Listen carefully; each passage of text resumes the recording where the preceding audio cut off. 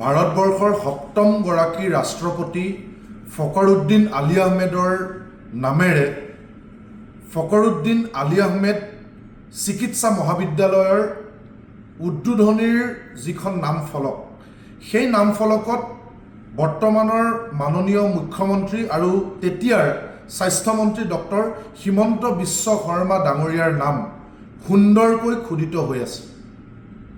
আৰু সময় ইমান নিষ্ঠুৰ, ডক্টৰ হিমন্ত বিশ্ব শৰ্মা ডাঙৰীয়া ৰাজনৈতিক শিবিৰ সলনি কৰাৰ বাবেই তেওঁ নিজ হাতেৰে নামাকৰণ কৰা ফখৰুদ্দিন আলি আহমেদ চিকিৎসা মহাবিদ্যালয়ৰ নামটো নোহোৱা কৰিবৰ কাৰণে কুণ্ঠাবোধ নকৰিলে।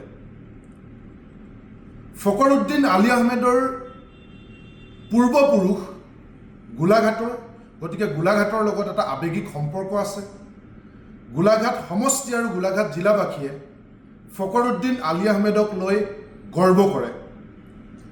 সেয়েহে গোলাঘাট সমষ্টিৰ বিধায়িকা, গোলাঘাট জিলাখনক প্ৰতিনিধিত্ব কৰা অজন্তা নেওগ ডাঙৰীয়ানীয়ে কংগ্ৰেছ চৰকাৰৰ দিনত ফখৰুদ্দিন আলি আহমেদৰ নাম লৈ কিমান যে ৰাজনীতি নকৰিলে তাৰ কোনো লেখযোগ নাই। কেতিয়াবা যদি ফখৰুদ্দিন আলি আহমেদৰ নামত সৈনিক স্কুল নিৰ্মাণ কৰাৰ কথা কৈছিল, আন কেতিয়াবা আকৌ ফখৰুদ্দিন আলি আহমেদৰ নামত আয়ুৰ্বেদিক চিকিৎসালয় প্ৰতিষ্ঠা কৰাৰ প্ৰতিশ্ৰুতি দিছিল। মূৰকত একোৱে হৈ নুঠিল।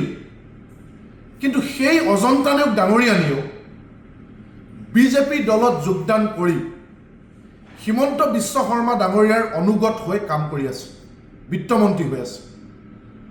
আৰু সেই অজন্তা নেওগ ডাঙৰীয়ানীয়েও এতিয়া কেৱল নিবুকা চামুনেই নহয়, তেখেতৰ সকলো নৈতিকতা বন্ধকত ৰাখি আজি মুখ বন্ধ কৰিবলৈ তেওঁ বাধ্য হৈছে বা কৰি ৰাখিব লগা হৈছে। এয়াই নেকি ৰাজনীতিকৰ চৰিত্ৰ? এয়াই নেকি ৰাজনীতিকৰ আচল চৰিত্ৰ? ভাৰতবৰ্ষৰ সপ্তমগৰাকী ৰাষ্ট্ৰপতি ফখৰুদ্দিন আলি আহমেদৰ নামেৰে ফখৰুদ্দিন আলি আহমেদ চিকিৎসা মহাবিদ্যালয়ৰ উদ্বোধনীৰ যিখন নামফলক, সেই নামফলকত বৰ্তমানৰ মাননীয় মুখ্যমন্ত্ৰী আৰু তেতিয়াৰ স্বাস্থ্যমন্ত্ৰী ডক্টৰ হিমন্ত বিশ্ব শৰ্মা ডাঙৰীয়াৰ নাম সুন্দৰকৈ খোদিত হৈ আছে।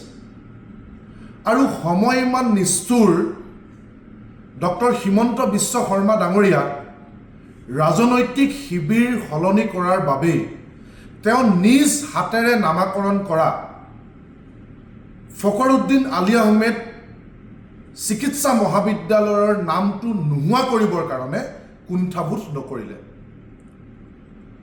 ফখৰুদ্দিন আলি আহমেদৰ পূৰ্বপুৰুষ গোলাঘাটৰ, গতিকে গোলাঘাটৰ লগত এটা আৱেগিক সম্পৰ্ক আছে।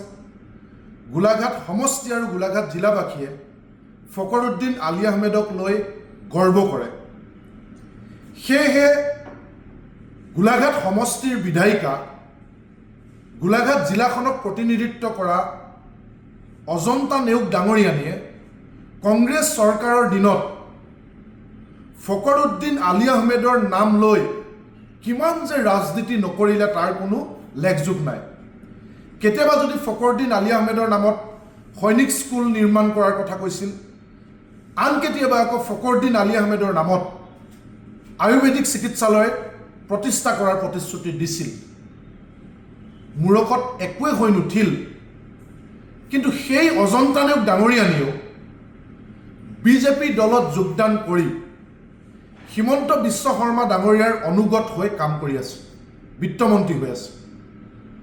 আৰু সেই অজন্তা নেওগ ডাঙৰীয়ানীয়েও এতিয়া কেৱল নিবুকা চামুনেই নহয়, তেখেতৰ সকলো নৈতিকতা বন্ধকত ৰাখি আজি মুখ বন্ধ কৰিবলৈ তেওঁ বাধ্য হৈছে বা কৰি ৰাখিব লগা হৈছে। এয়াই নেকি ৰাজনীতিকৰ চৰিত্ৰ? এয়াই নেকি ৰাজনীতিকৰ আচল চৰিত্ৰ?